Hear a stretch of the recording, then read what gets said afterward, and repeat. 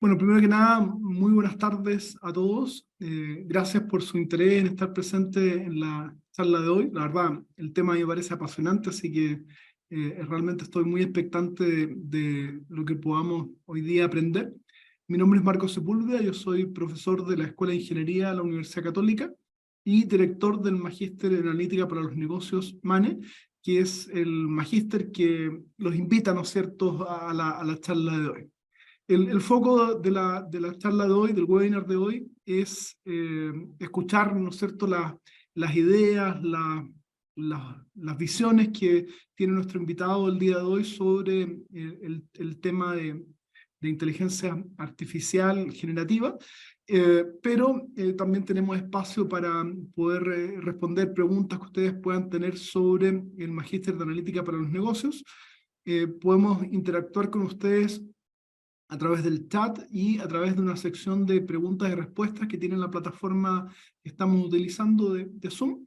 Así que, por favor, en cualquier minuto, si les surge alguna duda, alguna inquietud, formúlenla y nosotros vamos a esperar al término de la charla para hacerles las preguntas a nuestro invitado el día de hoy.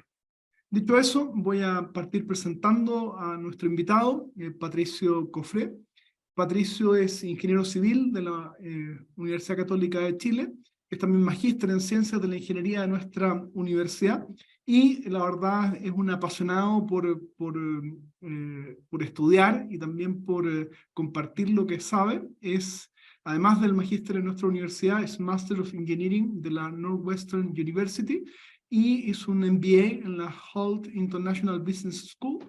Es también tiene una trayectoria bien relevante, bien interesante en el ámbito de inteligencia de negocio. Fundó hace algunos años una empresa consultora que creció de manera muy importante en Chile en el ámbito de inteligencia de negocios, que se llama Metric Arts. Fue tan exitosa esta compañía que una de las grandes consultoras internacionales, EY, una de las conocidas como las Big Four, adquirió esta empresa en el año 2019 y desde entonces Patricio es parte de esta gran compañía internacional. Eh, Les decía que no solamente tiene una pasión por estudiar, sino que también por compartir lo que sabe. Es profesor part-time de nuestra universidad hace varios años también. Y es MVP de Microsoft desde 2016. Así que la verdad es alguien muy preparado, muy formado, también llano a compartir lo que sabe, y eso siempre es interesante y es un invitado de lujo al webinar de hoy. El título del webinar de hoy es Oportunidades y desafíos de la inteligencia artificial generativa para los negocios. Así que, dicho eso, Patricio, la verdad, nuevamente estamos muy contentos de que estés hoy día con nosotros y te cedo la palabra. Fantástico. Muchas gracias, Marco, por la introducción y por la invitación. Ya, la verdad, como decías tú, esto es algo que me apasiona estar compartiendo, estar con usted. Acá estoy viendo, se está viendo en modo presentación, ¿no? ¿Cierto? A ver. Sí. No, espérate, voy a hacer este cambio. Ahí sí, ¿cierto? Ahí se ve mejor, sí. Ya, fantástico. Eso, no, bueno, muchas gracias, Marco. La verdad, siempre me encanta volver a la universidad en físico o en remoto, pero siempre estar cerca de la universidad, de tener estas oportunidades de interactuar con más personas, de conocer, de compartir perspectivas, digamos, y aprovechar también de transmitir buena información sobre esto que está pasando. Es tan grande el fenómeno de la inteligencia artificial y son tantas las sensaciones que produce que creo que tenemos una cierta responsabilidad también de transmitir buena información fundada, digamos, información desde la investigación, desde la práctica, desde la industria, de lo que realmente estamos viviendo y poder ver en perspectiva eh, lo que está pasando, ¿ya? Y a partir de eso crearnos opinión, liderar opinión en muchos casos, ¿ya? Pero siempre desde mucha información. Así que en eso, encantado de tener esta oportunidad. Y como decía Marco, hoy vamos a hablar de las oportunidades y desafíos de la inteligencia artificial generativa. Ya vamos a hacer un pequeño recorrido para entender, digamos, cómo llegamos a esto y sobre todo dedicarle tiempo a pensar, bueno, ¿qué podemos hacer con todo esto? Más allá del chat GPT, ya que creo que como tecnología y como proceso de difusión, ha sido, digamos, algo súper único. En tecnología pocas veces habíamos visto algo que nos llegara en, quizás en la forma más, en la interfaz más simple, más intuitiva y más cómoda para tener un alcance masivo, y es el lenguaje natural. ¿Ya? Como desde el lenguaje natural estamos siendo capaces de acceder a tecnología maleable, a tecnología que puedo orientarla a mis objetivos, ¿cierto? Y insisto, con la interfaz quizás más pura que podemos tener, que es nuestro idioma, es nuestro lenguaje, es nuestra forma de expresarnos. ¿Ya? Así que vamos a ir adelante. Bien, y en este, digamos, como recorrido, digamos, que quiero hacer, digamos, de cuál es esta breve historia de la inteligencia artificial. Y de la inteligencia artificial hablamos desde los 50, se hablaba antes de tener máquinas, antes de tener estos computadores. Era más bien un campo filosófico, ¿ya? Y en esta época ya la ciencia ficción se hacía cargo de describir los dilemas, y muchos de los dilemas que hoy estamos, justamente esos mismos, digamos, están ya muy descritos en los 50, y un poco hablaba de cómo teóricamente íbamos a ser capaces de crear máquinas inteligentes, capaces de reproducir eh, comportamientos humanos. Todavía quizás era mucho hablar de inteligencia humana, pero ciertas capacidades cognitivas, tomar una decisión, em, comunicarse, etcétera. ¿Ya? Entonces, todo eso que creíamos, digamos, que era puramente humano, en algún punto empezamos a notar y a proyectar, digamos, que iba a existir un mundo en el cual iba a existir una inteligencia no natural, sino que artificial. Pero ya por el 97, digamos, o por ahí, digamos, todas estas fechas, digamos, siempre son, digamos, eh, eh, son puntos, digamos, digamos, pero más o menos por esa fecha, empezamos a hablar del Machine Learning. ¿Ya? Y ahí era cuando ya contábamos con una forma de materializar esta visión que ya estaba bien descrita filosóficamente de la inteligencia artificial. Y básicamente lo que decía el Machine Learning es, en la medida que yo tenga datos y tenga algoritmos, ¿cierto? Yo iba a poder hacer este proceso de tomar una mejor decisión en función de un input que yo podía medir. ¿Ya? Y inicialmente los inputs eran poquitos puntos, era, digamos, la data que se podía tener, digamos, con poco contexto, se podría decir, ¿ya? Pero con eso ya éramos capaces de enfrentar una situación, usar la historia ya registrada, ya digamos, de la cual ya teníamos registro, y a partir de eso proyectar, predecir, ¿cierto? Y tener, digamos, estas primeras instancias de una decisión autónoma puramente basada en datos. Pero la evolución del Machine Learning fue siempre caminando hacia requiero mejor accuracy, requiero mejor precisión, necesito que el vehículo autónomo sea capaz de decidir muy rápido, y que todas las decisiones sean correctas, porque de otra forma iba a chocar y los impactos iban a ser muy grandes. Y en algún punto la técnica encontró un trade-off, encontró una forma de lograr, de destrabar las mejoras. Y fíjense que esto es muy reciente, 2017. Y en 2017 es que la técnica encontró que si podíamos ceder en la capacidad de entender lo que la máquina estaba haciendo, yo podía destrabar un tremendo desarrollo en precisión. ¿Ya? Entonces, se fue logrando en parte el objetivo, pero ojo que no fue gratis. Digamos, hubo un trade-off en que los modelos se empiezan a ser más profundos, ¿ya? Deep, en algunos casos gray o black boxes, pero que tenían ya la precisión suficiente, por ejemplo, para hacer que un vehículo navegara por San Francisco dando una vuelta gigante y sin chocar.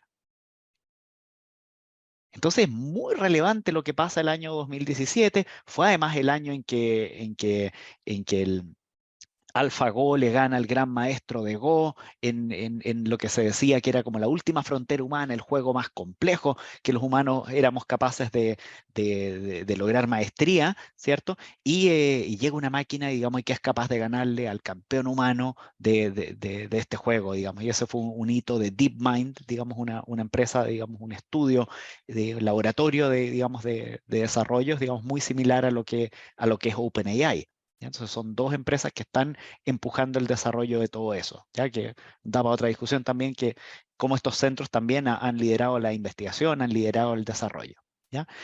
Y así es, digamos, es como llegamos, y ahí aparece una fecha, 2021, pero yo diría con mucha intensidad este año, el 2023, que es este Generative AI, ya la inteligencia artificial generativa, donde quizás a diferencia de todas las instancias anteriores, que eran más bien clasificadoras, etiquetadoras, discriminadoras, es decir, veo en la imagen un ser humano, veo en la imagen un vehículo, etcétera, yo aquí voy a hacer un poco el proceso opuesto, es eh, yo te doy la etiqueta y tú me das una generación.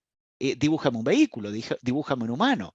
Y vamos a poder ir sofisticando esa descripción para que la generación se parezca cada vez más a lo que nosotros queríamos. ¿Ya? Entonces, ese es un poquito el camino, el recorrido de cómo fuimos dando con esta capacidad generativa. Y la capacidad generativa en sí se estima que es muy transformadora porque hay muchos trabajos, hay muchas funciones, muchas tareas que hacemos y otras que no hacemos, que este tipo de máquinas dotadas de estas capacidades van a ser capaces de hacer de manera muy rápida, de manera muy eficiente, al punto, digamos, de generar, digamos, un valor, un exceso de valor en los países, en las economías y bueno, y en función de eso, digamos, y es parte del devenir, digamos, que creemos que puede venir en adelante, ¿ya? Pero ciertamente los negocios se van a ver impactados, ¿ya? Entonces, como les decía, muchas de las inteligencias artificiales hasta ahora eran discriminativas, ¿ya? Esto es perro o es gato, y esa discriminación, digamos, esto iba a encontrar alguna técnica, alguna frontera tal de poder en algún espacio decidir esto es más gato que perro, esto es más perro que gato, y eso yo te diría que se dominó muy bien. Ya, de hecho, eh, todo lo que es el reconocimiento de objetos en fotos y videos, el año 2016, también por estos años tan virtuosos, 16, 17, se logra, digamos, un hito que se llama la paridad humana, y es el momento en que la máquina fue capaz de identificar incluso mejor que el humano. En una competencia global, anual, donde todos los años investigadores se juntan a comparar sus algoritmos. Los accuracy eran digamos, del orden del 70%, 60%, 75%, en algún punto se llegó al 80%, pero hasta que ocurre, digamos, este vuelco 2016, donde las redes se hacen profundas, donde los modelos se empiezan a hacer más oscuros, es que se destrabó la precisión y llegamos a niveles de error del 5%, 6%, que es más o menos lo que se equivoca el humano. ¿Ya? Entonces, en esa tarea puntual, insisto, tarea muy puntual de identificación de objetos en imágenes y videos, se logró paridad humana por ahí por el año 2016-17. ¿Ya?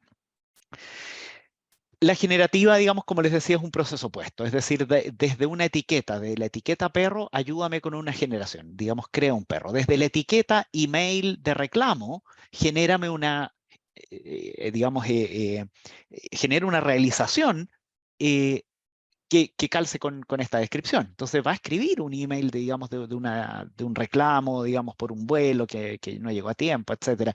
Incluso ahí tú vas a poder decirle, hazlo de manera muy rabiosa, hazlo de manera muy polite, y vamos a poder jugar con eso. ¿Ya? Entonces, técnicamente lo que está pasando por abajo es algo que se llaman los autoencoders. Ya, y un poco es decir, bueno, el número 7 yo lo puedo escribir de un millón de formas, ¿cierto? Pero ese número 7 existe alguna representación que es entrenada donde todos los números 7 en algún espacio, digamos, muy, muy chiquito, muy compacto, porque hay un fenómeno de compresión, va a ser un vector que es 0,5, -2. digamos, y aunque el estilo, que es más cuadrado, es más redondito, bueno, hay un espacio muy, muy compacto, muy denso, donde todos los 7 son 0,5, Entonces, desde ese núcleo es que tú vas a poder después pedirle una generación. Bueno, tengo un 0,5 - 2, dibújamelo. Y ahí él va a tener muchas formas de dibujarlo, pero fíjate que va a ser ese proceso. ¿Es creatividad o no es creatividad? Bueno, esa es una gran discusión, digamos. Digamos, si podemos atribuirle, pero en el efecto, digamos, visual, en lo que estamos observando, hay una generación novedosa, ¿ya? Y esto hoy no se limita solo a texto, solo a imágenes. Estamos viendo ya ejemplos en video, estamos viendo ejemplos en código, estamos viendo ejemplos en prácticamente todos los formatos, todos los medios que conocíamos, y por eso hoy se habla mucho de la multimodalidad de los modelos, ¿ya? Entonces, aquí hay algunos ejemplos, ya donde, digamos, digamos, podría ser cómo yo invoco a un modelo que es texto-texto. Es decir, yo le digo, escribe un eslogan para una tienda de helado. Y él decía, bueno, servimos sonrisas en cada cucharada. Fantástico, es creativo, es una generación. Solamente desde mi prompt o desde esta invocación, él es capaz de hacer una generación. Y si yo aprieto F5, lo más probable es que sea capaz de generar otra y otra y otra, ¿ya? Porque las realizaciones pueden ser súper diversas. Otro de los casos de uso que también está generando mucho, mucho revuelo es los prompts de texto a código. ¿Ya? Entonces, ¿cómo yo puedo describir en lenguaje natural? Mira, esta es mi tabla y quiero escribir una sintaxis que sea capaz de seleccionar a todos los clientes que se llamen, que estén en la ciudad de Texas y se llamen Jane. Y el output va a ser una query escrita en sintaxis correcta, en el código correcto, digamos, que yo le pedí, porque le dije SQL, se la pude haber pedido en otro, y él va a escribir el código. ¿Ya? Esto también lo hemos visto al revés, es eh, poner un código como prompt y preguntar, bueno, ¿dónde está el error? ¿Por qué esto no compila? O ayúdame a documentar esta función. ¿Ya? Entonces, es muy, muy virtuoso cuando esto está entrenado con mucho texto, es capaz de generar un entendimiento de lo que está ahí siendo escrito. Ya no voy a entrar en mucho detalle, digamos, de la forma, eso seguro van a encontrar ahí muy buenos recursos, pero el efecto, el impacto es que hoy a estos modelos preentrenados somos capaces de invocarlos, y esta invocación se está convirtiendo en un talento, en una habilidad súper interesante, digamos, y que va a ser, que quizás es el espacio que tenemos las empresas para poder sacarles provecho. Después están los prompts de texto-imagen. Entonces, este ejemplo me gusta mucho, digamos, es de Dalí, de una de los proyectos más destacados en esto, donde le digo, bueno, dibújame un sillón con la forma de una palta. Y me gusta porque queda súper claro que probablemente en su vida jamás vio un sillón palta. En todo el entrenamiento, digamos, probablemente nunca vio sillón palta, pero sí vio muchos sillones, sí vio muchas paltas, y pudo, desde ese entendimiento, entender que podía, digamos, hacer una creación, porque en esto, digamos, creo tener, digamos, harta certeza que al menos vio muy pocas, digamos, o ninguna, y es capaz de generar algo que evoca sillón, que evoca palta y cumple con lo que yo estaba buscando, ¿ya?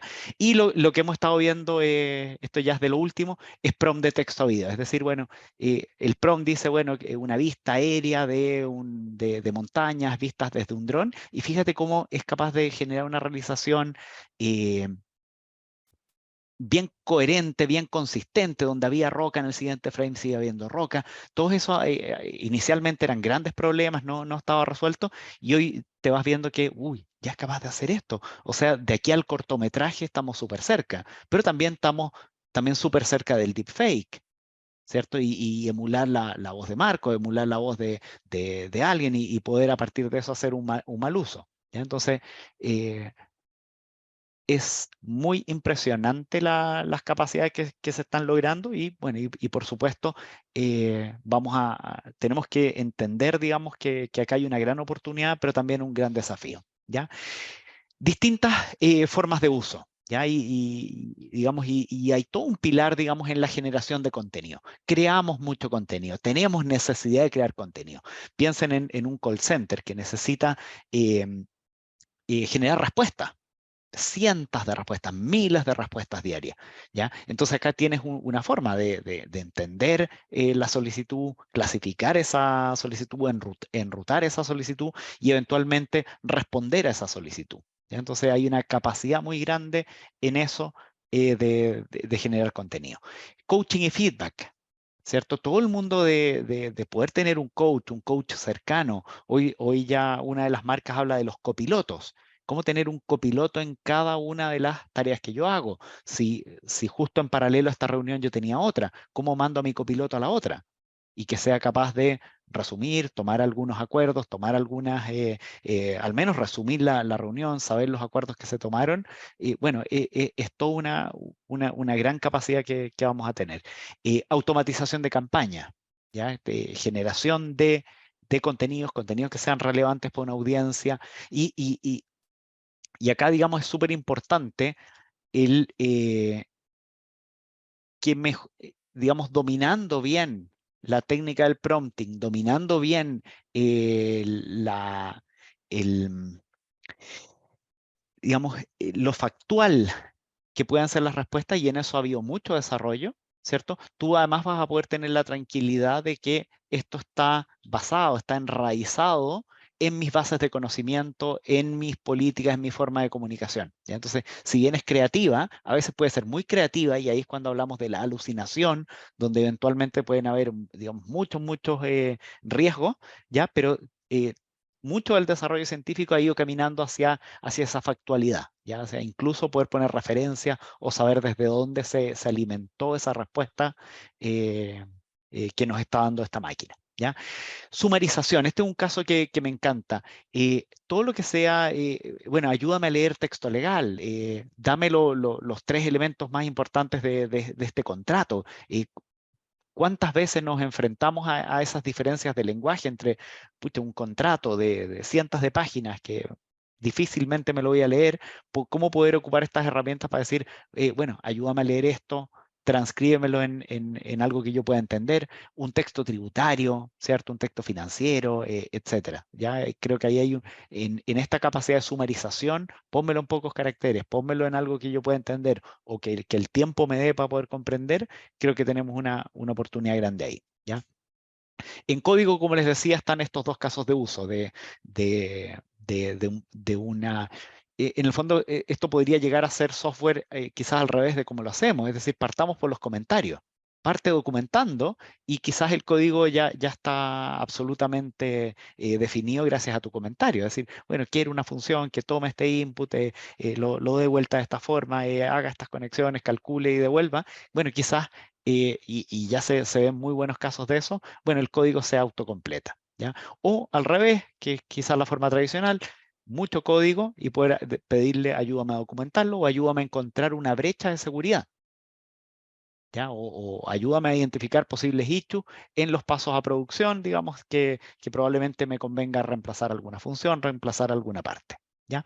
Y finalmente está el pilar de la búsqueda semántica, ¿ya? Y es un poco cómo ocupar esta misma capacidad que tienen los modelos de, eh, de, de buscar contexto relevante para generar una respuesta. Bueno, ¿cómo hacemos eso mismo, pero con nuestras bases de conocimiento propias? ¿Ya? Entonces, empresas que tengan una base de conocimiento de cómo hacer mantenimiento en terreno, empresas que sean expertas en resolver problemas de telecomunicaciones, etcétera, ¿cómo vamos a hacer este Information Discovery, Knowledge Mining, pero ya quizás más que desde este gran corpus de texto humano, es mucho más enraizado con el corpus propio de información que tú tienes por la ejecución de tu negocio y que probablemente tienes restricciones de privacidad, de no divulgarlas, digamos, tienes compromisos con tus clientes, etcétera, pero que podrías ocupar para dar una respuesta a ese cliente, por ejemplo. ¿Ya? Entonces ahí hay una oportunidad muy grande de las compañías de poner un poco esta misma tecnología expuesta a la información propia, ¿ya? GPT, ChatGPT está entrenado solo con información pública. Acá se abre toda la posibilidad de todo el resto de la web, que es la web que está detrás de Password, la web que es confidencial, la que es privada, donde tenemos ahí una oportunidad cada uno en su industria, ¿ya? Tenemos también, digamos, acá hay un set de casos de uso, digamos, súper diverso. Prácticamente todas las industrias pueden imaginarse algunas cosas, pero a ver, me quedo, por ejemplo, con educación, ¿cierto? Cómo esta relación de mentor, de asistente, de coach, puede ser más cercana. Cómo puedo tener un coach de paciencia infinita, con modos distintos. Se ha hablado mucho de los estilos de aprendizaje. Bueno, cómo este coach puede ser cercano, estar generándome material, desafiándome de formas distintas. Y esto un poco va a todo el aprendizaje, digamos, no solo a la primaria, a la secundaria, sino que también un poco en el aprendizaje continuo, en el desafiarme, en ayudarme a formular mi discurso. Etcétera, ¿ya? No sé, en el retail, por ejemplo, bueno, ¿cómo podemos integrar todo esto eh, para gestionar las consultas de los clientes, por ejemplo? ¿Cierto? Tengo cientos de consultas de clientes y yo necesito poder responder. Entonces, esa respuesta puede tener un modo. A este asistente le podemos dar una personalidad que tenga que ver con lo que queremos hacer. Puede incluso empatar la personalidad con la que tú le estás escribiendo. Son distintas cosas que se pueden hacer. eh, y todo el mundo es servicio al cliente. ¿Ya? Integrando todo esto con voz, por ejemplo, se han visto casos súper interesantes de cómo esto puede ser un asistente en los temas, en las especialidades más variadas, digamos. Puede ser un asistente de cómo responder la declaración de impuestos. Entonces le puedo dar una personalidad y un conocimiento específico en temas de impuestos para poder responder a mis preguntas, ¿ya? Entonces, bueno, en prácticamente todas las industrias vamos a encontrar casos de uso súper relevantes. Piensen en salud, por ejemplo, ¿cierto? ¿Cuántas veces eh, la atención de salud pasa por entender eh, exponer mis síntomas? O cuántas veces tenemos información de esos síntomas y queremos tratar de rutear eso hacia una base de conocimientos donde casos similares, digamos, pueden producir una recomendación. ¿Ya? Entonces, yo creo que en el mundo de salud está mediado por el lenguaje. Digamos, nos comunicamos y transmitimos, digamos, nuestras situaciones a través del lenguaje y por lo tanto creo que acá hay una oportunidad de asistencia súper grande. ¿Ya?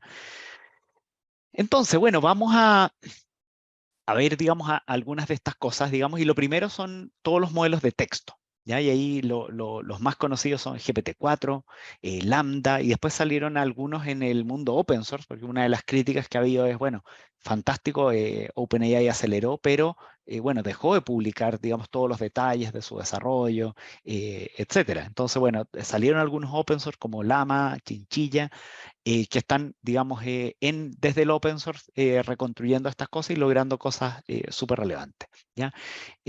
Características. Primero, la interfaz más sencilla del mundo va a ser nuestro lenguaje, ¿ya? Y ese creo que es uno de los grandes éxitos de esto. Hacer pruebas de conceptos fáciles. De validar por la experiencia de usuario. Como es descrito, yo puedo decirle, házmelo un poco más verde, házmelo un poco más rojo, házmelo un poco más, digamos, puedo empezar a iterar, digamos, en esta construcción y él va a ir construyendo aplicaciones, sitios web, etcétera, pero mediado el lenguaje. ¿Ya? Entonces no es lenguaje, código, solución, sino que va a ser lenguaje, iteración, lenguaje, iteración, lenguaje, iteración. ¿Ya? Es lo que estamos empezando a ver, todavía es incompleto, pero se empieza a ver una dirección hacia allá. ¿Ya? Entonces, bueno, veamos algunos ejemplos, ¿ya? Y acá hay, digamos, algunas cosas que me parecen súper interesantes. Acá hay una descripción de una situación. En este caso era un accidente vehicular, descrito, digamos, donde hay muchos datos, algunos códigos, etcétera. Entonces, eso es input, digamos, eso es lo que me llegó, la descripción del caso. Pero fíjate que después viene mi prompt. Después viene, bueno, ¿cómo yo invoco al modelo? Y acá un poco yo le voy a decir, al final todo esto es prompt, digamos, tanto el Customer Conversation como la instrucción, todo es prompt, ¿ya? Pero la invocación es esta última parte. Y aquí yo le voy a pedir, extrae de la siguiente conversación los siguientes elementos. La principal razón de la conversación, el sentimiento del cliente, cómo el agente manejó la conversación, cuál fue el output, el outcome de la conversación, y dame un pequeño sumario de lo que aquí se habló. Y aquí aprieto Enter y el modelo vuelve con un contenido y con una forma que yo invoqué en esta llamada. Entonces, fíjate que él empieza a responder por puntos. ¿Por qué? Porque le pedí que me respondiera por puntos. Incluso me equivoqué y puse 1, 2, 4, 5, 6, y él me responde 1, 2, 4, 5, 6. O sea, incluso heredó, digamos, ese error de que me salté el 3, y fíjate que empieza a hacer exactamente lo que se le pide. La principal razón de la conversación fue un car accident. El sentimiento del cliente es que está choqueado, pero está ok. El cliente manejó la conversación de manera empática. El outcome de la conversación es que la gente comenzó un claim y ordenó el camión de remolque, y después me escribe un resumen de la conversación. ¿Ya? Entonces, tengo un input y un buen prompt, digamos, son respuestas súper acertadas. Lo que me llama harto la atención es que es, eh, es todo esto. Nosotros podíamos plantear un proyecto de tecnología con las tecnologías usuales, pero esto era un proyecto de una cierta dimensión, de una cierta envergadura, digamos, de un proyecto que iba a tener frustraciones, que un proyecto que tenía, digamos, una cierta riesgos, digamos, y ciertamente un esfuerzo en tiempo y dinero. Y fíjense cómo acá estamos moldeando un modelo general, un modelo que fue entrenado para algo muy sencillo, muy genérico, pero que vía el prompt estamos moldeando que me dé una respuesta muy sofisticada, algo que con las tecnologías usuales me hubiese tomado, les insisto, tiempo, dinero y ciertos riesgos. ¿Ya? Esto es prácticamente lo mismo, y un poco, fíjate que el único cambio que hago, le digo, es formatea el output como un JSON. ¿Ya? Entonces, ¿qué es lo que hace? Exactamente lo mismo, la razón, la causa, etcétera, pero lo pone en un objeto que es capaz de empalmarse después quizás con otra parte del proceso, que hace una transferencia, que ordena que el camión llama al camión en otra aplicación. Entonces, fíjense cómo esta invocación tú la puedes dejar lista también para empalmar con otras partes del proceso. ¿Ya? Y aquí, bueno, para que no parezca mentira, digamos, aquí me voy a ir acá a ver algunos ejemplos. ¿Ya? Aquí le vamos a empezar a preguntar directamente al GPT-4. ¿Ya? Entonces, o sea, por ejemplo, summarize an article. ¿Ya? Entonces, acá hay un artículo y dice, bueno, provide a summary que capture la idea principal, ¿cierto? Entonces, hay un artículo, le pido generar, y aquí va a empezar a rellenar en verde, bueno, de Chief Technology Officer of Cognitive Service, Entonces, fíjate cómo pasamos de un texto largo a un texto corto, quizás que a mí me permite entender esto de manera más rápida. A ver, déjame ver. Mira, este está interesante, es muy parecido al que vimos recién. Entonces, genero un resumen de la conversación de aquí abajo en el siguiente formato. El Customer Problem, Outcome of the Conversation, Customer Budget, City, etc. Entonces, cuando yo le digo generar, él va a tomar esta conversación y va a intentar, digamos, responder en este formato. Y vamos al modelo y él vuelve. Y va generando, ¿cierto? Entonces, fíjense, Customer Problem, Looking for a Trip from San Francisco to Japan, Outcome de la conversación, Budget, Ciudad de origen, ciudad de destino, etcétera. ¿Ya? Entonces, es bien impactante, digamos, el entendimiento del lenguaje para poder responder digamos, estos desafíos cognitivos. ¿Ya? Y vuelvo acá. No, vamos a hacer algo más. Nos vamos a ir al chat. ¿Ya? Y ChatGPT, digamos, es el mismo gran modelo GPT, pero especializado en conversaciones de ida y vuelta, en el fondo en chat, ¿ya? En conversaciones de este tipo. Entonces, acá me va a pedir alguna contexto. ¿Ya? Entonces aquí le voy a decir, bueno, tú eres un IRS chatbot, digamos, un chat asistente en temas de impuestos. cuyo objetivo principal es ayudar a los clientes a llenar sus devoluciones de impuestos del año 2022. Provee tu respuesta de manera concisa, muy polite y profesional.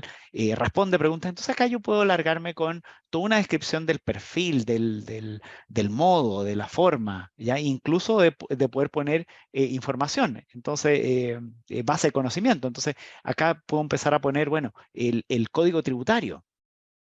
Yo podría empezar a poner aquí, digamos, mucho del código tributario. Hoy los últimos modelos ya están aceptando hasta 50 páginas de contexto, 50 páginas de prompt. Entonces ahí te puede caber un código tributario, te puede caber una regulación legal, etcétera. Y esto es lo que se llaman los shots, ya como tú le das algunos ejemplos. Entonces acá, bueno, te voy a dar un ejemplo. El usuario pregunta, when do I need to fill my taxes? Y aquí yo doy una respuesta. La puedo hacer yo mismo. Entonces un shot que es un ejemplo. Mira, acá te voy a dar un ejemplo del tipo de respuestas que tú podrías dar. Entonces aquí yo podría pegar 5, 6, 7 ejemplos, que es lo que se llaman los few shots. Entonces él además entiende, digamos, un modo, una forma o el tipo de respuesta. Entonces, pero la parte entretenida es, bueno, acá empecemos a hacerle preguntas al asistente. Entonces voy a hacer un juego, le voy a escribir en español. Entonces, oye, bueno, viví todo el año fuera del país. ¿Qué me corresponde hacer? ¿Cierto? Entonces le voy a tirar una pregunta, se le dice en español, solo para estresarlo a ver qué hace. Mira, si ha pasado todo, de partida me respondió en español, lo que me hiper sorprende, digamos, todo el prompting estaba en inglés, gran parte del entrenamiento está en inglés, pero él hizo las conexiones necesarias, entendió que lo estoy invocando en español y me va a responder en español, y fíjate que me empieza a responder temas tributarios. Si ha pasado todo el año por el país, es posible que aún tenga que presentar una declaración de impuestos en los Estados Unidos, dependiendo de los ingresos y otros factores. Si sus ingresos, ¿cuánta riqueza hay en esa respuesta? Hubo traducción, hubo tantas cosas en el camino y además me está dando una respuesta contextual y muy groundeada, muy enraizada en este prompting que estoy haciendo, ¿ya? Estos son ejemplos. Acá hay varias personalidades que ya están hechas, un asistente de marketing, un hiking recommendation. Bueno, y aquí podríamos crear uno nuestro. Es tan sencillo como darle información contextual, darle una personalidad. Ojalá escribir unos few shots, unos pocos ejemplos. Esto es una recomendación que hacen, digamos, los creadores de la tecnología. Y después, bueno, ya tienes un asistente virtual que es contextual, que responde en el modo que tú haces y enraizado en las respuestas que esperas, ¿ya? Entonces, bueno, sigamos adelante. Bueno, probablemente han visto mucho de esto, bueno, escribir un email, ¿cierto? Escríbeme un email que ofrezca ayuda, pon la fecha, sea apologetic, ¿cierto? Discúlpate si que corresponde, y todas las fechas en formato 000. Y fíjate que el input, o sea, el reclamo me llegó en alemán. Yo le digo, responde en inglés. Y hazlo con este guideline, y fíjate, dear customer, we are writing you, la fecha en el formato que dije, es apologetic, ¿cierto? Y responde a la pregunta. Entonces, buen prompting son buenas respuestas. Ese es un poco el mensaje que nos sigue llegando. Bueno, acá está un ejemplo de impuestos, ¿ya? Pero yo ya les hice uno, así que me lo salto, ¿ya? Y aquí, digamos, llego a este punto. El prompting, digamos, hoy algunos hablan de prompt engineering incluso, ya de cómo ir sofisticando. Esto se parece cuando partieron los buscadores, donde decíamos, uy, yo soy bueno, siempre encuentro los buenos keywords. Acá algo parecido está pasando. Digamos, hay gente que está siendo muy hábil en escribir prompts y sacarle provechos a los modelos, ¿ya? Entonces, una de las técnicas se llama estos few shots. Entonces, el modelo en sí no sabe sumar, el modelo en sí no fue entrenado para traducir, pero si yo le doy unos pocos ejemplos, él ya se puso en el modo de, acá lo que se espera es una respuesta, y esa respuesta, él, digamos, empieza a subentender que son sumas digamos, y él desde su conocimiento saca ese 17 que era la respuesta a la pregunta. Después, no sé, data quality, pequeños typos. Entonces, como yo le di few shots de typo, él sabe que me están invocando para hacer un revisor de pequeños errores en la comunicación. Entonces, el GAUT es GOAT, el SACNE es SNAKE. Entonces, al final, ese último chimp, bueno, me puse en el modo de lo que se esperaba. Y lo mismo con la traducción, ¿ya? Entonces, aquí a la derecha hay otro ejemplo que me gusta mucho, es no te voy a pedir el sentimiento de cada frase, sino que voy a listar 5 frases. Después voy a poner 5 clasificaciones manuales. Es decir, este es un few shots. Estoy dándole unos poquitos ejemplos. Entonces después le pongo nuevos tweets y le digo, bueno, dime los sentimientos. Y él va a responder exactamente en el formato que lo invoqué. Entonces, él entendió con mi ejemplo de que primero tengo los tweets y después las clasificaciones, dado nuevos tweets, él me va a responder en exactamente el formato que yo le enseñé. Entonces, todo esto, ¿por qué se los muestro? Para mostrar, y acá hay un tweet de Sam Altman, que es el CEO de OpenAI, dice, escribir buenos prompts para un chatbot o para la personalidad de un chatbot es una increíble y una habilidad, digamos, que va a ser muy, muy valiosa y es un temprano ejemplo de programación en lenguaje natural. ¿Ya? Entonces, hacer buen prompting al final estamos viendo pequeñas luces de que hacer buen prompting es una programación. Estás programando, estás sugestionando a la máquina a responder aquello que tú esperabas, ¿ya? Que es justamente lo que hacemos con código, ¿ya? Entonces, esta, digamos, podría ser el inicio de la programación en lenguaje natural, es una de las proyecciones que se visualiza de esto, ¿ya? Codex, ¿cierto? Aquí no me voy a alargar tanto, pero fíjense, digamos, tú partes del comentario, digamos, al revés de cómo escribimos software, valida con una API, digamos, que cada dirección esté correcta, y apenas termino de escribir el comentario, me llega una sugerencia del código que hace eso, incluso llamando a APIs externas, etcétera. Este es un producto más maduro que GPT, digamos, el Copilot ya estaba en ejecución, digamos, hoy yo te diría que gran parte de los desarrolladores lo usan. ¿Ya? ¿Por qué? Porque, bueno, es un contexto más chiquito, es una audiencia que muy, muy, muy propensa a esto y ya se están viendo saltos de productividad muy grandes en todo el mundo código. ¿Ya? Ejemplos, ayúdame a buscar errores.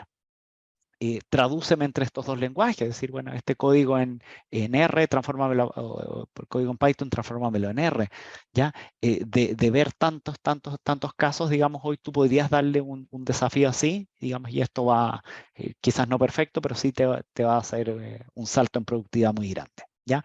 Después está todo el mundo de imágenes, ¿cierto? Y aquí los modelos más conocidos son DALL-E, Midjourney, Stable Diffusion, ¿cierto? Y tiene que ver, bueno, cómo soy desde un prompt capaz de generar imágenes. Y fíjense el nivel de calidad de imágenes que estamos haciendo, al extremo que ya estas imágenes han ganado premios de fotografía. ¿Ya? Antiético, digamos, no haberlo dicho, digamos, y probablemente era parte del juego, pero ya lo han puesto a ganar premios de fotografía y ahí hay algunos ejemplos. Y el de la derecha también me gusta, que ya es antiguo, pero fíjense que todas estas alucinaciones que vemos en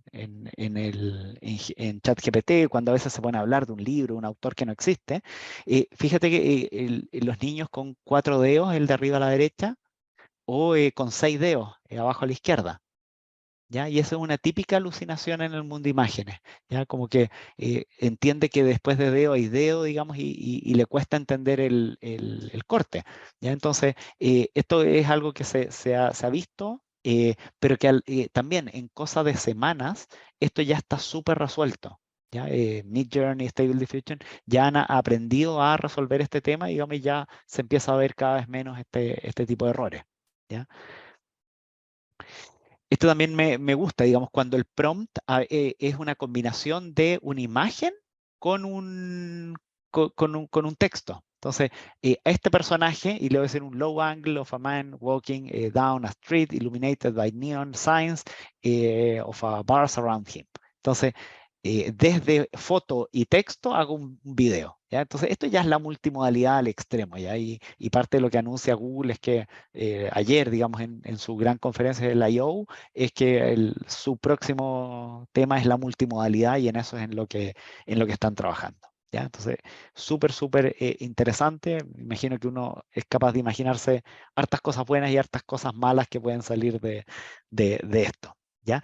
Eso, y bueno, y quiero terminar con una pequeña reflexión, creo que me estoy pasando, pero respecto a las grandes aprehensiones que podemos tener. Ya y en el siglo XVIII esto pasó, hubo mucha rabia contra las máquinas, digamos, hubo incluso un movimiento que se llama el ludismo que llamaba a destruir las máquinas, etcétera, y está todo esto documentado.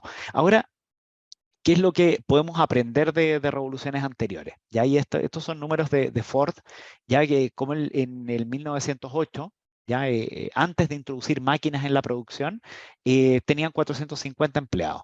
¿Ya? Pero posterior a la incorporación de las máquinas, fíjense cómo el número de trabajadores empieza a crecer, a crecer, a crecer, a crecer, a crecer, establemente a crecer. ¿Y qué significa esto? ¿O cómo podemos interpretar esto? Que el robot y lo tengo acá. Más automatización, en general hemos aprendido es que es mayor producción y mayor producción es mayor empleo. Cuando tú bajan el número de horas por auto, pero tengo muchos más autos a producir. Cuando tú logras esta masificación, bajas los costos de producción, haces los productos más accesibles y finalmente terminas generando más empleo. Eso es lo que se vio en esa revolución industrial. Y también, digamos, las empresas que robotizadas son las que barren a la competencia. Entonces, eh, al barrer con la competencia, producen más barato, bajan precios y quien termina despidiendo son las empresas que se atrasan en incorporar la automatización. ¿Ya? Eh, Más tecnología en suma, lo que ha producido es bajar las horas de trabajo neto, ¿ya? Y aquí puedes ver las principales economías, cómo hemos ido consistentemente bajando el número de horas, mejorando calidad de vida, ¿ya? Y bueno, ya, y creo que ya estamos. Oye, bueno, muchas gracias. No quiero, digamos, pasarme el tiempo y tengo muchas ganas de discutir, así que nada, veo que el chat ahí está moviéndose harto, así que Marco, ahí te pido tu ayuda con eso. Muchas gracias, Patricio, por tu charla, muy interesante, muy entretenido. Creo que este es un tema apasionante. Podemos estar hablando aquí mucho rato, pero tenemos algún tiempo que queremos tratar de aprovechar al máximo. ¿Mm? Voy a partir por algunas preguntas que han ido escribiendo en el chat. Rosalina, desde Guatemala, te saluda primero y pregunta, bueno, ¿qué tan confiable es instalar este tipo de aplicaciones de inteligencia artificial en un celular, por ejemplo? Ajá, ajá. Claro, y ahí yo creo que hay como dos acepciones, digamos. Una es la de privacidad, ¿ya? Y ahí, digamos, OpenAI, por ejemplo, hoy un poco nos está regalando la capacidad de preguntarle gratuitamente. ¿Ya? De hecho, salía hace poco una estadística que es cerca de $1 millón diario lo que se está poniendo en cómputo en poder generar estas respuestas.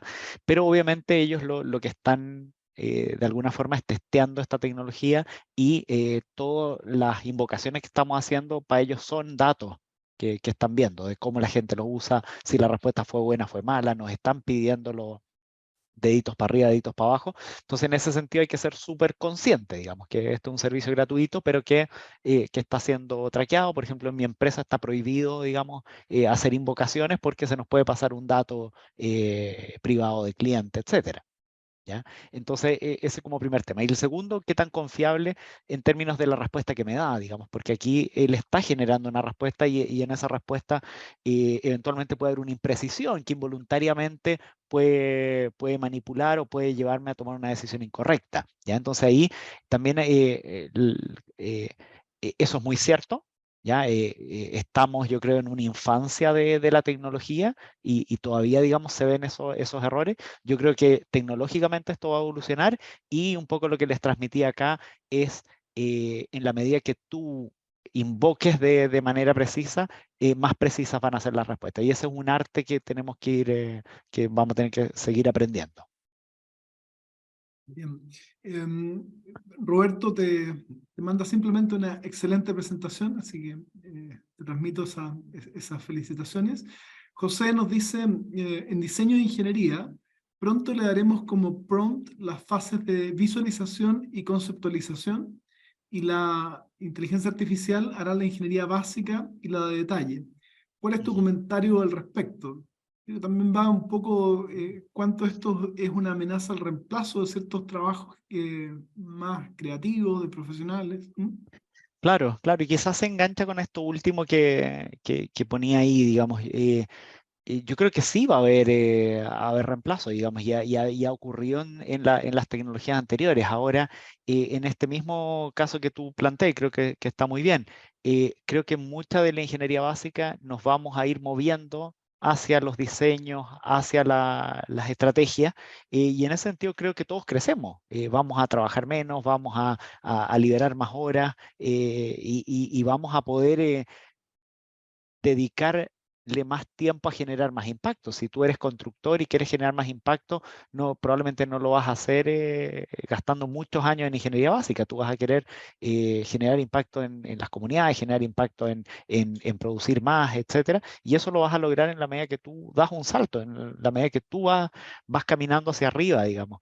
Eh, y el caso de los autos también me gusta mucho porque el auto solía ser un objeto de élite, digamos, para la revolución industrial. Y de a poco, gracias al uso de tecnología, esto se masifica. Entonces, podemos empezar a acercarnos a una masa más grande, pero también a arreglarle la vida a mucha gente. Ya este es un mundo de 8 billones de personas, donde 1 billón se va todos los días en la noche a la cama con el estómago vacío. Entonces creo que como sentir que, uy, ya no hay más problemas, estamos llenos de problemas. Entonces, antes de quejarnos, yo creo que hay tanto por hacer en resolver desigualdad, en resolver hambre, en resolver tantas cosas. Entonces, creo que el contar con más herramientas que nos acerquen a un gap gigante, yo la celebro y la aplaudo. Bien, Harold pregunta, ¿cómo ve la incorporación de la inteligencia artificial en pequeñas empresas en el mercado chileno o en el mercado latinoamericano, ampliando el público de Ajá. este webinar? ¿Mm? Ajá, y yo creo que uno de los efectos, y por ahí lo comentaba, es que muchas de estas cosas se podían hacer, pero eran un proyecto de una cierta envergadura, digamos, de varios meses de trabajo, de varias personas, consultores externos, también una inversión en tecnología. Entonces, creo que justamente que la tecnología se haya desarrollado de tal manera que tú puedas comprarla vía arriendo, que puedas usarla y construirla de forma mucho más fácil, va a acercar a las pequeñas empresas a poder consumir estas cosas. Y segundo, el abstraernos del código y de la tecnología, es decir, usando solo nuestro lenguaje natural. Un pequeño comercio muy experto en su negocio va a ser capaz de describir exactamente lo que siempre quiso tener y eventualmente tener una solución digital que le va a llegar desde esta descripción de lo que él quería buscar. Entonces, siento que aquí uno de los ganadores van a ser las empresas chicas, las startups, los que usualmente estaban un poco más alejados de la capacidad de acceder a tecnologías con este tipo de capacidades. Ujú. Bueno, cuando yo te presenté, comenté que tú habías creado una empresa, ¿no es cierto?, de inteligencia de negocios, Metric Arts, que hoy día es parte de tu área en EY. Eh, ¿Cómo impacta, ¿no es cierto?, es una pregunta de Víctor Ujú. a través de la sección de preguntas y respuestas de, de Zoom, que pregunta básicamente cómo puedo adaptarme a esta transición y adaptarme a estas nuevas tecnologías en el área de inteligencia de negocio. Un poco cómo cambia el trabajo de un área de inteligencia de negocio la disponibilidad de esta tecnología. Claro. Y yo creo que, claro, quizás con las revoluciones anteriores, digamos, muchos de los trabajadores de conocimiento se sentían un poco inmunes, es decir, bueno, si una máquina que se mueve más rápido material, etcétera, y como los trabajadores de conocimiento nos sentíamos un poco, bueno, a mí no me va a pasar nada. Bueno, lo que se está viendo con esto es que los más afectados son justamente los trabajos digitales, los de frente a computador, los que, digamos, el output era escrito, etcétera. Entonces, ahí hay un súper desafío. De hecho, por ahí se decía que probablemente los trabajos que van a caer, digamos, en su rate per hour más fuerte van a ser los digitales, más que los físicos, digamos. Es como que los trabajos físicos se van a ir como avaluando un poquito y, digamos, los puramente intelectuales se van a ir depreciando. Digamos, em, aún así, aún así, digamos, y habiendo, digamos, una amenaza ahí, yo creo que viene el tema de los autos. Yo creo que nuestra oportunidad es la cobertura, ¿ya? Y tantas cosas que hoy son elitistas, tantas cosas que hoy son de acceso a grupos muy chiquitos, siento que es la oportunidad que se hagan masivas, llevando bienestar, llevando calidad de vida a todos lados. Entonces, muy conectado con la pregunta anterior, ¿un comercio chico hoy puede tener una app de buen nivel? Yo creo que sí. Un comercio chico o una persona natural que antiguamente no podía acceder a ciertos bienes, ahora va a poder acceder. Bueno, yo esperaría que sí. ¿Ya? Entonces creo que vamos a compensar menos trabajo con más mercado y finalmente va a haber trabajo. Y ya llevando este argumento, digamos, muy lejos, yo creo que eventualmente, si tenemos que trabajar menos, también va a ser buena noticia, porque eventualmente vamos a preocuparnos ojalá, de temas más importantes. Más complejos. Esta es una pregunta mía. Me convenciste. Creo que esto es algo que deberíamos incorporar, ¿no es cierto?, en las organizaciones. Tuviste varios ejemplos en distintas industrias donde esto puede realmente tener un impacto importante. Y suponte tú que alguien me comisiona hacerme cargo de ello. La pregunta es, ¿qué tengo que saber yo para poder incorporar estas herramientas en una empresa? Ajá, ajá. Mira, y yo creo que aquí se mencionó un poquito todo este tema del prompting. Yo creo que por ahora es ciertamente algo en lo que creo que vale la pena dedicarle tiempo. No creo que sea una ingeniería, digamos, ahí no me gusta cuando le llaman prompt engineering, digamos, así como, no sé, un data engineering o un data scientist, que fueron dos roles de la generación anterior. Acá yo creo que no va a ser, es mi opinión personal, pero aún así creo que es una capacidad, un arte que tenemos que empezar a dominar, ¿ya? Entonces ahí yo les recomiendo profundicen en la técnica, estén al tanto de los lanzamientos. Ayer, como les digo, un lanzamiento importante de Google, y así vamos a ir en un baile, digamos, en que están ocurriendo cosas. Y fíjate que ahí observen a los niños. Los niños están adoptando esto de forma muy natural, de forma muy rápida. Y todo esto que les mostraba de generación de arte, ya hay muchos niños que toman esto, crean videojuegos, porque no, ni siquiera les tocó cuestionárselo. Ellos, desde que llegaron a la edad en que son capaces de comprenderlo, ya lo vieron. Vieron que la máquina le retorna un arte en función de su prompt, y ya están generando con eso y hacen algunas como les digo, videojuegos, han hecho pequeños videos, uno se puso a hacer un comercial. Entonces yo creo que también observé cómo los niños interactúan con esto, porque ellos no tienen ese sesgo de, esto antiguamente lo hacía yo, antiguamente era mi trabajo. Yo creo que de ahí tenemos harto para aprender. Y lo otro es, creo que vamos a ir caminando cada vez más a requerir otras habilidades. Ya habilidades mucho más humanistas, habilidades mucho más de identificar un sesgo, por ejemplo, de no creernos todo lo que nos dicen, habilidades de juicio,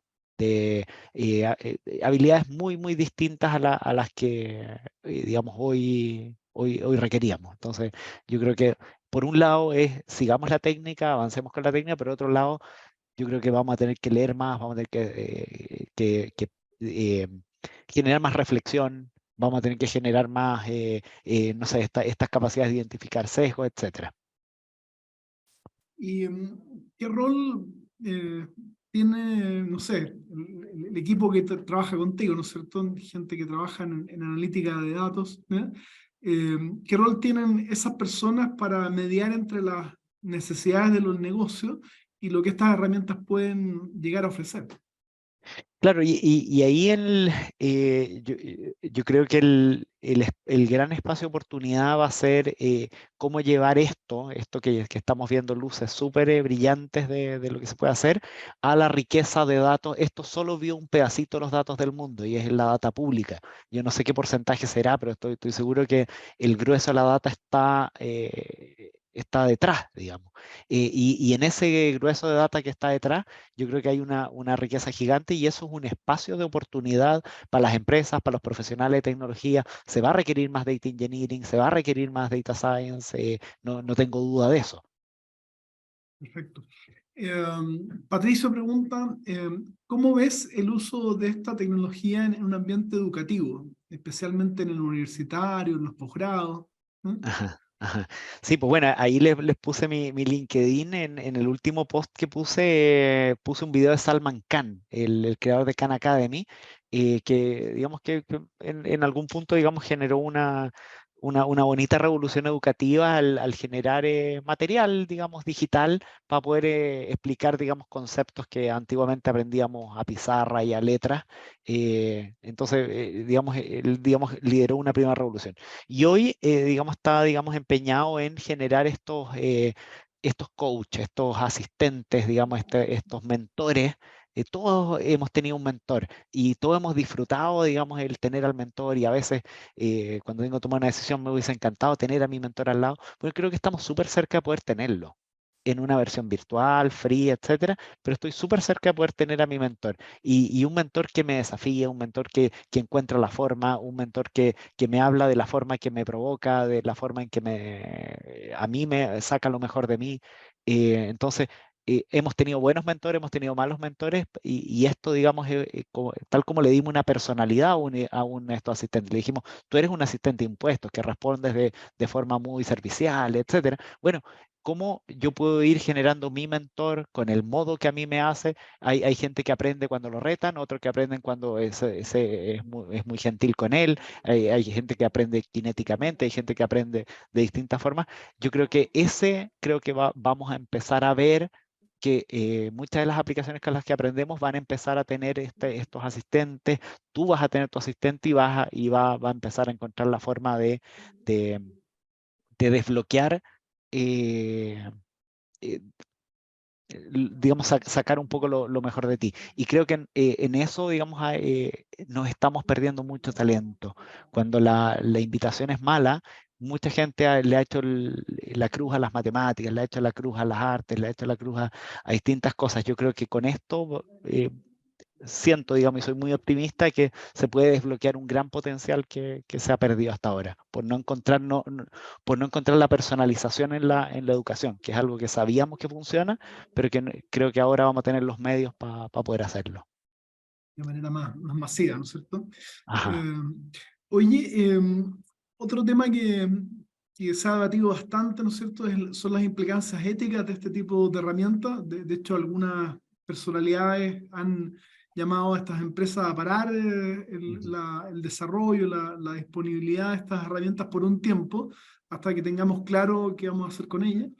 ujú. ¿Cómo deberían de alguna manera las empresas hacerse cargo de dichos desafíos? ¿Cómo cautelar que las empresas actúen correctamente en el uso de este tipo de tecnología? Ajá, ajá. Claro, eh, claro, digamos, esa era una propuesta, digamos, que buscaba, digamos, desde lo normativo, desde lo regulatorio, digamos, puramente generar un bloqueo.